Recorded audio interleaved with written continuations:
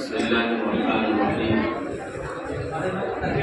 الحمد لله رب العالمين والعاقبة للمتقين والصلاة والسلام على سيد المرسلين وعلى آله وأصحابه أجمعين وبارك وسلم صلى الله تعالى عليه وسلم. قال الله تبارك وتعالى في القرآن المجيد بعد أعوذ بالله من الشيطان الرجيم بسم الله الرحمن الرحيم. شهر رمضان الذي أنزل فيه القرآن هدى للناس وبينات من الهدى والفرقان. وقال الله عز وجل إنا أنزلناه في ليلة القدر وما أدراك ما ليلة القدر. ليلة القدر خير من ألف شهر تنزل الملائكة والروح فيها بإذن ربهم من كل أمر سلام هي حتى مطلع الفجر. وقال النبي صلى الله تعالى عليه وسلم الدنيا سجن المؤمن وجنة الكافر وعليه الصلاة والسلام. معزز سامعین اکرام اور ہمارے واجب الاحترام استاد کے درجے میں داخل حسب ماغروں کے معروف و مشہور قاری حضرت مستقیم رضا صاحب دامت برکاتہم اور اس مسجد کے صدر جناب کامران صاحب،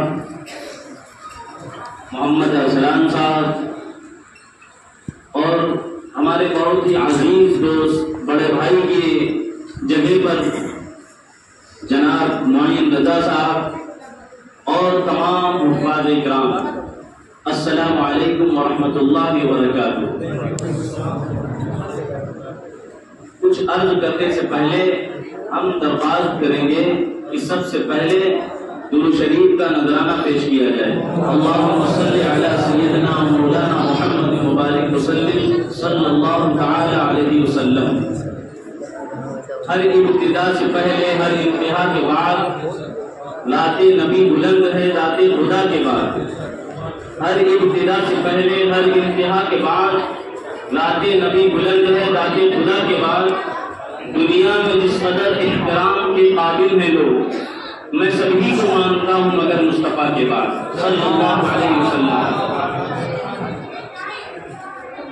معزز سامعین اکرام، جیسا کہ سب سے زیادہ قابل مبارکباد وہ حافظ القرآن ہیں جنہوں نے رمضان المبارک کے مہینے میں قرآن پاک کو سنایا اور آپ سب نے بہت ہی دلچسپی کے ساتھ دل جوئی کے ساتھ قرآن پاک کو سنا.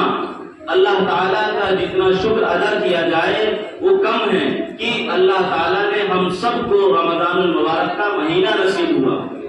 یہ عظیم اللہ تعالیٰ کا احسان ہے. اب جو باتیں کام کرنے کی ہیں، جن کا جو پہلو ہمارے سامنے ہیں اور ان پہلو پر ہمیں کام کرنا ہے، وہ آپ کے سامنے کچھ وقت میں رکھنے کی کوشش کروں گا. اللہ سے دعا ہے کہ اللہ تعالیٰ صحیح بات کہنے کی توفیق عطا فرمائے اور ہم سب کو عمل کرنے کی توفیق عطا فرمائے.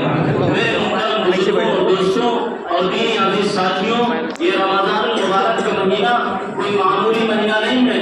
یہ 11 مہینے ایک طرف اور رمضان المبارک کا مہینہ ایک طرف. اللہ تعالیٰ نے اس مہینے کو اس طریقے سے بنایا کہ آپ یہ سمجھیے کہ بندہ جب زندگی گزارتا ہے اور زندگی کے ساتھ ساتھ تمام مراحل سے گزرتا ہے اور وہ تمام عیب سے دوچار ہوتا ہے اور ان عیب کو پاک کرنے کے لیے، ان عیب کو دور کرنے کے لیے، یوں کہیے کہ توبہ کے پانی سے غسل کرنے کے لیے اللہ تعالی نے محمد عربی صلی اللہ علیہ وسلم کے ذریعے ہم سب کو رمضان المبارک کا مہینہ نصیب کرایا. یہ ہے مہینہ رمضان کا. یہ یہ مہینہ صرف اس لیے نہیں ہے کہ روزہ رکھ لیا جائے، تراویح پڑھ لی جائے اور بس ہم اس سے فارغ ہو جائیں۔ میرے بھائی، میرے بزرگوں، میرے دوستوں، میرے عزیز ساتھیوں، قرآن پاک کے دوسرے پارے میں اللہ تعالیٰ نے ارشاد فرمایا شہر رمضان الذی انزل فیہ القرآن، کہ ہم نے رمضان المبارک کے مہینے میں قرآن کو نازل کیا۔ یہ جو قرآن جو ہماری اور آپ کی آنکھوں کے سامنے ایک کتاب کی شکل میں موجود ہے، یہ اس قرآن کو اللہ تبارک و تعالیٰ نے حضرت محمد عربی صلی اللہ علیہ وسلم کے قلب اطہر پر 23 سال کی مدت میں نازل کیا۔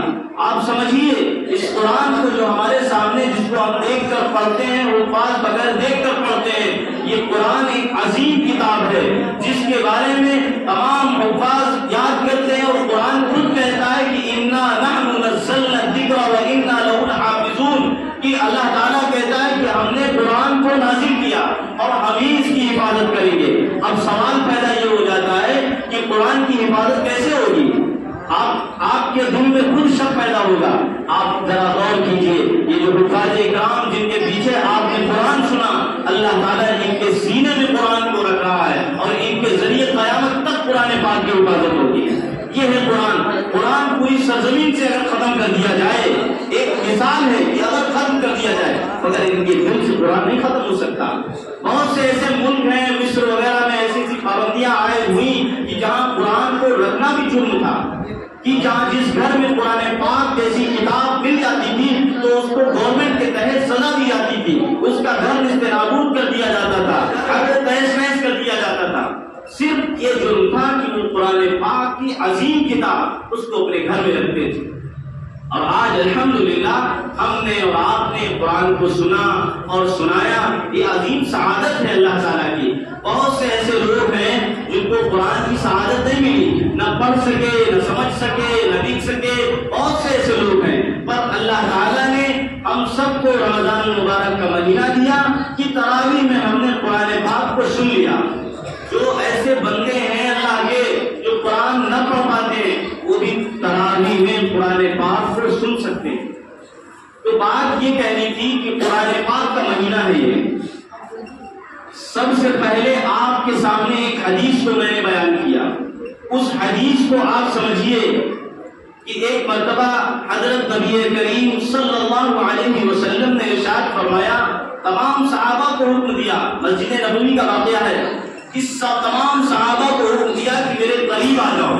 صحابہ اکرام رضوان اللہ تعالی علیہم اجمعین، وہ مقدس ذات ہیں، وہ مقدس جماعت ہے جو اولین شاگرد ہیں اللہ کے رسول صلی اللہ علیہ وسلم کے، جنہوں نے براہ راست اللہ کے رسول صلی اللہ علیہ وسلم سے دین حاصل کیا۔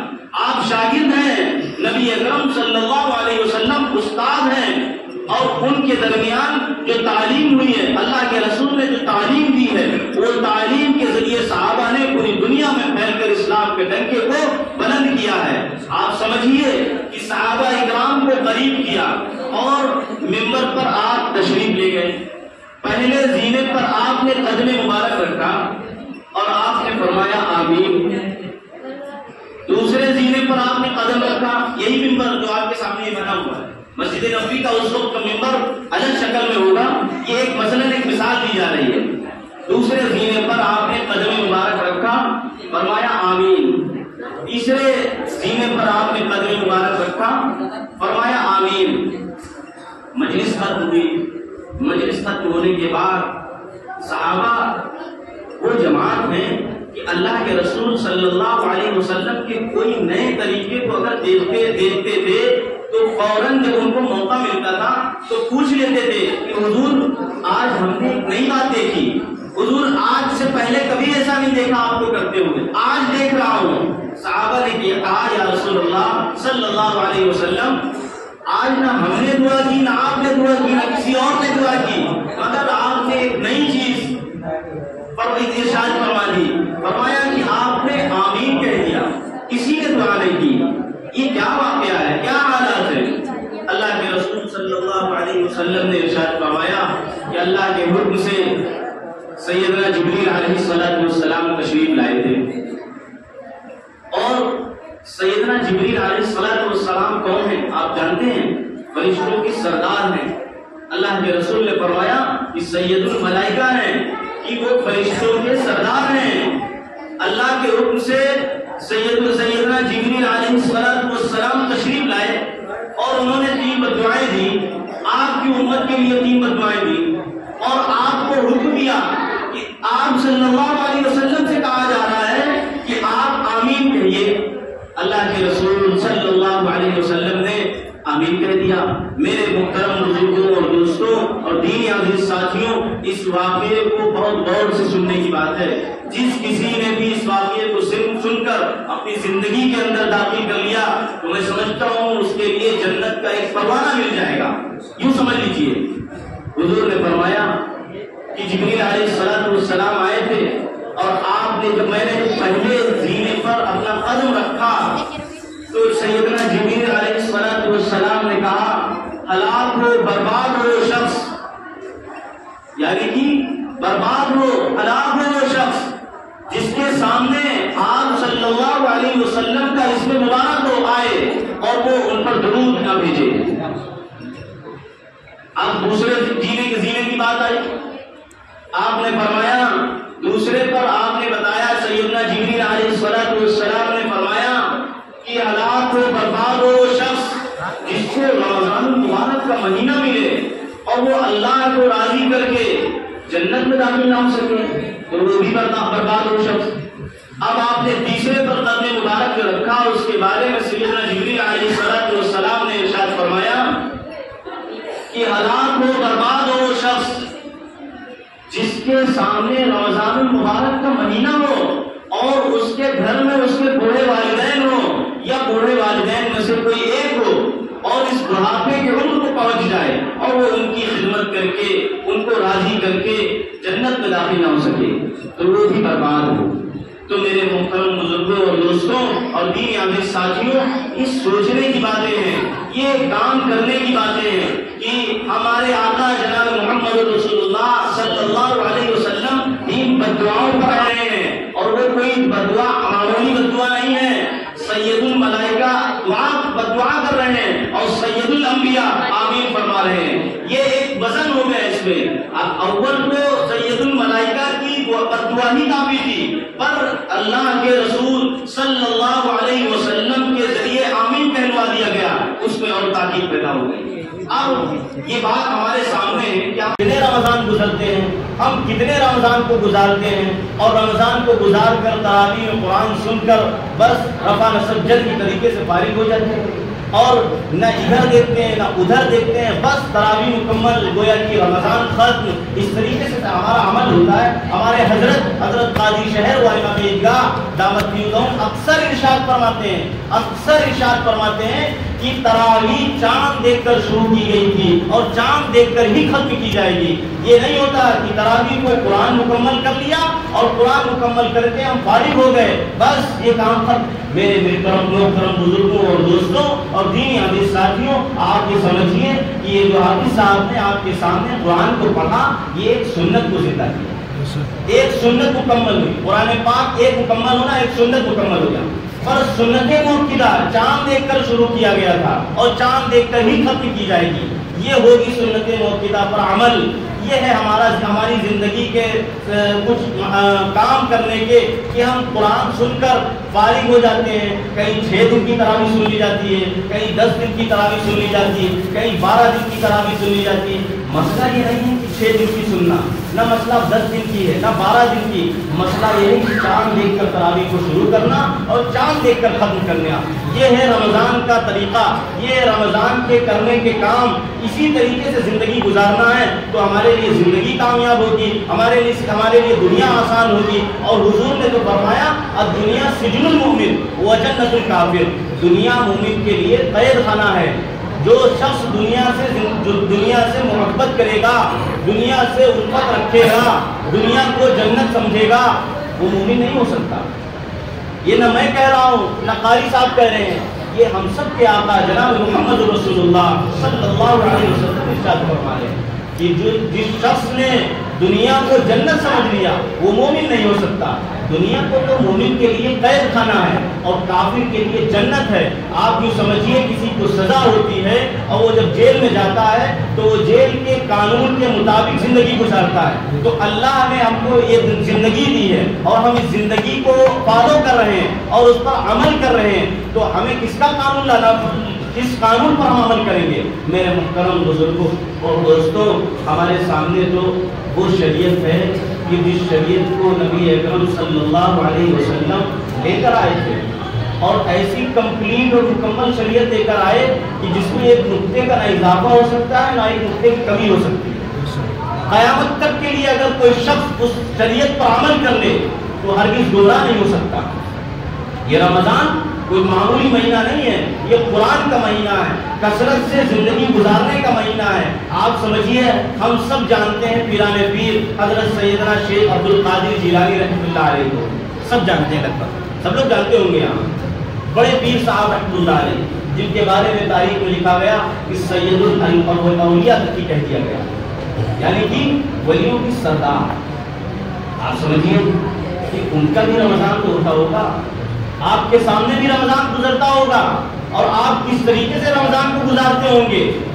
اگر ہم پیران پیر کو مان رہے ہیں تو کیا کمی ہے ہم میں کہ ہم پیران پیر کے قول پر عمل نہیں کر رہے ہیں؟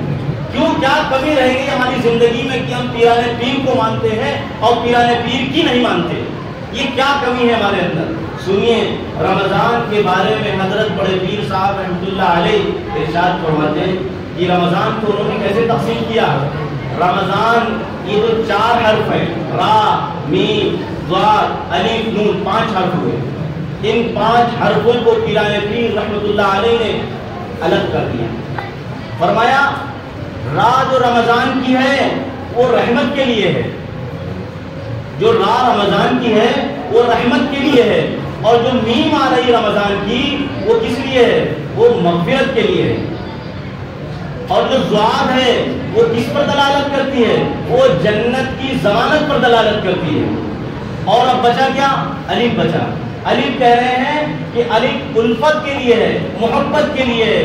لوگوں کے دلوں کو اس طریقے سے کھول دینا ہے کہ لوگوں کے دل سے نفرت ختم ہو جائے, محبت شروع ہو جائے. ہم اگر ان سے ملیں, ایک دوسرے کے درمیان محبت, بھائی چارہ, امن و امان قائم ہو جائے. یہ ہے الف کا پیغام. اور نون کا کیا پیغام ہے؟ نون کا پیغام یہ ہے کہ نورانیت سے نون بنا ہے کہ کوئی شخص رمضان المبارک کا مہینہ گزارے اور اللہ کو راضی کر کے محمد عربی صلی اللہ علیہ وسلم کی شریعت پر پوری طریقے سے عمل کر کے جنت کے لیے حقدار بن جائے. اور وہ جب جنت کے لیے حقدار ہو جائے گا تو اس کے لیے نورانیت ہی تو نورانیت ہوگی. میرے بھائی, یہ ہے رمضان کا صحیح معنوں میں کام کرنے کا طریقہ. اگر ہم نے اس پر عمل کر لیا, اگر ہم نے اس کو مضبوطی سے تھام لیا, تو کوئی یہ کہہ ہی نہیں سکتا کہ اے محمد عربی صلی اللہ علیہ وسلم کا غلام نہیں ہے.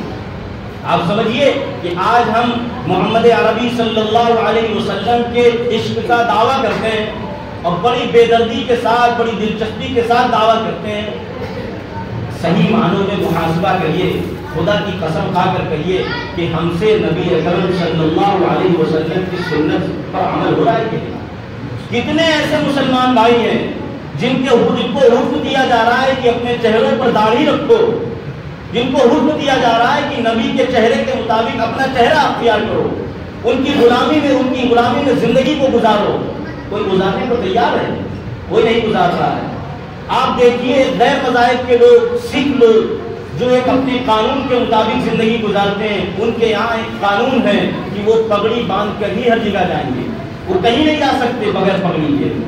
تو کیا کمی رہ گئی کہ ہم داڑھی رکھنے سے کیوں انکار کرتے ہیں؟ ٹرین پر, روڈ ویز پر, ہر جگہ اسٹیشن پر جاتے ہیں, آج یہ محسوس نہیں ہو رہا کہ وہ ہمارا بھائی ہے. اس بھولیے سے کہ پتہ ہی نہیں چلتا کہ وہ ہمارا بھائی ہے. جب وہ سلام کا جواب دیتا ہے تب پتہ چلتا ہے کہ وہ ایمان والا بھائی ہے. یہ ہے ہم میں کمی.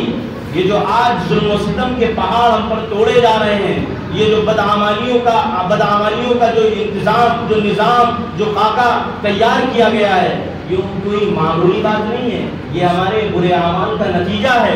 ہم نے نبی اکرم صلی اللہ علیہ وسلم کی شریعت کو درکنار کر دیا، ہم نے قرآن سے رشتہ اپنا ختم کر دیا اور اپنے رشتے کو اس طریقے سے گزار دیا، مغربی کلچر میں ڈھل گئے اور رات رات دن دن ایسی ایسی چیزوں کو ایجاد کرتے ہیں، ایسی چیزوں پر عمل کرتے ہیں کہ اس کا نہ اللہ سے کوئی تعلق ہے، نہ محمد عربی صلی اللہ علیہ وسلم کی مبارک شریعت سے عمل ہے، وہ سب دور ہے۔